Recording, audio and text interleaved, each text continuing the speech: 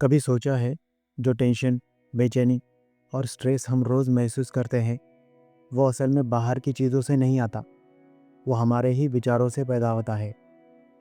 हम जिस दर्द को उठाए फिरते हैं, वो ज़रूरी नहीं कि हमारा हो सकता है कि वो बस मन की आदत हो। आज द पावर ऑफ नाउ के इस दूसरे हिस्से में हम समझेंगे कि जागरूकता यानी मेंटल अवेयरनेस कैसे पाया जाए और इमोशनल पेन को धीरे धीरे कैसे ख़त्म किया जाए। जब ज़िंदगी बाहर से बिल्कुल शांत दिखती है, सब कुछ ठीक ठाक चल रहा होता है, कोई बड़ी समस्या न भी हो, फिर भी मन के भीतर एक हल्की सी हलचल लगातार बनी रहती है। जैसे कि बिना वजह चिड़चिड़ापन, कभी बेचैनी और कभी अचानक गुस्सा। ये सब चीज़ें चुपचाप हमारे अंदर पलती रहती है और हमें खुद पता भी नहीं चलता। जैसे अंधेरा रोशनी के सामने टिक नहीं सकता, वैसे ही ये अंदर की बेचैनी मेंटल अवेयरनेस के सामने टिक नहीं पाती। टॉले कहते हैं कि जब हम अपने विचारों और भावनाओं से थोड़ी दूर से दर्शक की तरह देखने लगते हैं, तो हमें एहसास होने लगता है कि मन बिना रुके चलता रहता है।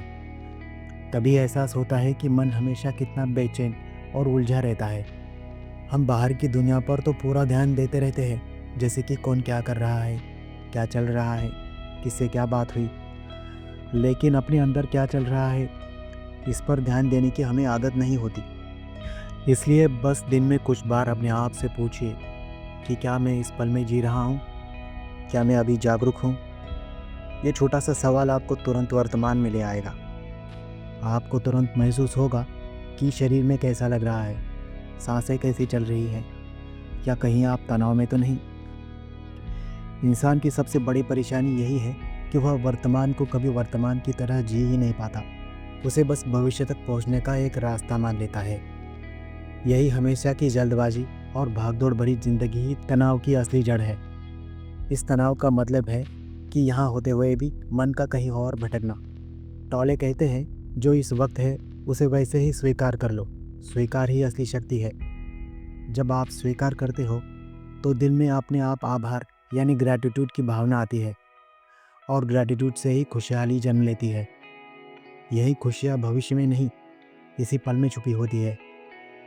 अतीत भी एक बड़ा जाल है। कोई अपने पुराने घावों को संजो कर चलता है, कोई पछतावे ढोता है और कोई पुरानी बुरी आदतों में अटका रहता है। लेकिन अतीत की ताकत सिर्फ उतनी ही होती है जितना आप उस पर ध्यान देते हो। जब आपका ध्यान वर्तमान में आता है तो बुरे अतीत की जंजीरें अपने आप ढीली पड़ने लगती है।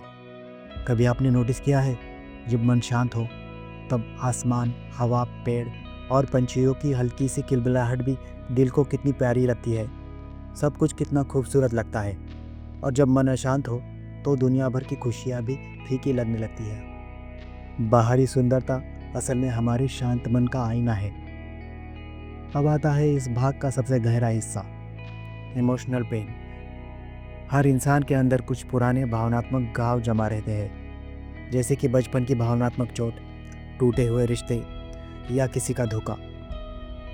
ये सब मिलकर हमारे मन में दर्द का ढेर बना लेते हैं। कभी वो शांत बैठा रहता है और कभी ज़रा सी बात पर फूट जाता है, और फिर बस अंदर एक बेचैनी सी उठने लगती है। सब भारी भारी सा लगता है और खुद पर कंट्रोल भी नहीं रह पाता। टॉले कहते हैं कि इमोशनल पेन तब एक्टिव होता है जब कोई पुराना घाव छू जाए, और उस समय इंसान को लगता है कि यही मैं हूँ, यानी गुस्सा मैं हूँ, दुख मैं हूँ। लेकिन नहीं, असल में आप वो भावनाएं नहीं हैं, बल्कि आप उनके साक्षी हैं। जैसे ही आप भावनात्मक दर्द को पहचान लेते हो, उसकी ताकत कम होने लगती है। आपकी मेंटल अवेयरनेस इस दर्द की सबसे बड़ी दवा है। अब सबसे सुंदर चीज़, टॉले कहते हैं कि भावनात्मक दर्द जागरूकता में बदल सकता है। उससे भागो मत, लड़ो मत, बस उसे सांस के साथ महसूस करो। धीरे धीरे दर्द पिघलने लगेगा। कभी कभी वो भावनात्मक दर्द फिर उठेगा, आपको फिर अपनी पकड़ में लेने की कोशिश करेगा। जब आप जागरूक होंगे, वो पहले से थोड़ा और कमज़ोर पड़ जाएगा, और एक दिन आप उसकी पकड़ से मुक्त हो जाएंगे। और हाँ, अगर आप किसी ऐसे इंसान के पास होते हो जो खुद बहुत जागरूक है, तो आपकी जागरूकता भी तेज़ी से बढ़ने लगती है। और बस इस भाग का यही सार है, जितना आप वर्तमान में जागरूक हो जाते हैं उतना दर्द धीरे धीरे घुलकर हल्का हो जाता है। आप वैसा ही जीवन महसूस करने लगते हो जैसा जीवन असल में है, शांत, गहरा और बेहद खूबसूरत। तो फिर मिलते हैं अगले भाग में, शांत मन और पूरी जागरूकता के साथ। Thank you.